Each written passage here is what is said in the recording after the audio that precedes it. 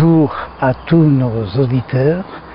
Je suis heureux de vous présenter aujourd'hui un haut lieu du pays Qatar, en l'occurrence un sanctuaire que nous allons voir tout à l'heure.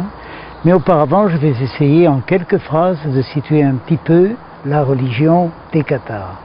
Actuellement, pour beaucoup de personnes, la religion des Qatars, c'est quelque chose qui a occupé le 11e, 12e, 13e siècle et qui était considéré comme une hérésie par Rome. Hérésie pour Rome, ça se comprend. En fait, le qatarisme vient de très loin, de la religion de Zoroastre, qui considérait déjà qu'un seul Dieu de toute bonté ne pouvait pas être à l'origine de cette création dans laquelle on voit beaucoup de mal, de souffrance, et qui postulait le combat perpétuel entre Dieu et ce principe du mal tout au long de notre existence terrestre. Ça, c'est de la philo très élémentaire qui se perpétue au long de la gnose chrétienne d'autres religions et qui aboutit au Qatar, au Moyen-Âge, dans le comté de Toulouse et dans d'autres régions, la Lombardie par exemple. Maintenant, pour situer vraiment ce qu'était le qatarisme, il faut considérer que pour une religion de cette espèce, le dogme n'était pas l'essentiel. On pourrait dire aussi, en simplifiant énormément, qu'il n'y a jamais eu sur terre que deux religions. Une religion d'obéissance. Un grand prophète est venu, il a dit que Dieu lui a révélé que, et il convient d'obéir pour mériter le paradis. Ce que je suis en train de dire, c'est que toutes les religions dérivant de la Bible, du livre, en dernière analyse disent la même chose, changent le grand prophète, Moïse, Jésus, qui devient Dieu fils au concile de Nicée en 325 et pas avant, ou Mahomet. Mais le fond est le même. Et la deuxième grande religion, c'est celle qui consiste à se dire qu'on n'y arrivera pas par l'intellect, que Dieu ne nous a pas donné une loi, mais que nous portons en nous une étincelle de divin, une part de divinité,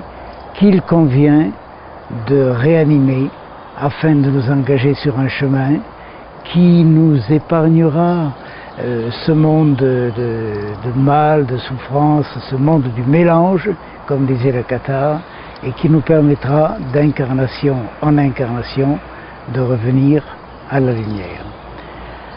Alors le qatarisme fut un de ces très grands moments, il n'y a pas que lui, dans toutes les religions et en dehors même des religions, il y a des personnes qui pensent comme cela, qui pensent que peu importe les dogmes, que peu importe la différence entre les prophètes ou des différences minimes dans les dogmes, la vérité est à chercher au plus profond et surtout l'amour est à susciter en soi, l'amour pour le prochain, l'amour pour la lumière qui nous attend. En fait, toute quête spirituelle, dans toutes les grandes traditions, et puisque nous sommes en terre Qatar, dans le qatarisme, part de cette notion de très indispensable amour pour les autres, d'amour même pour les ennemis. Et je vous dirai tout à l'heure, lorsque nous visiterons le château de Montségur, l'histoire de Montségur, mais je vous dirai aussi que les 217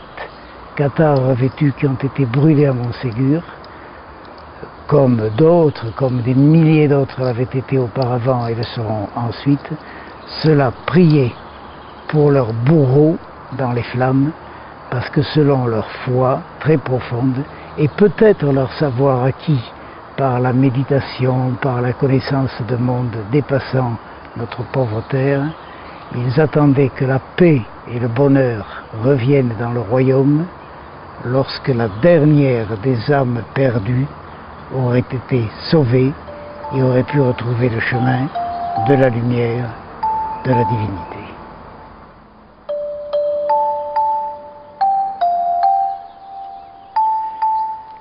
Les Qatars possédaient des lieux initiatiques,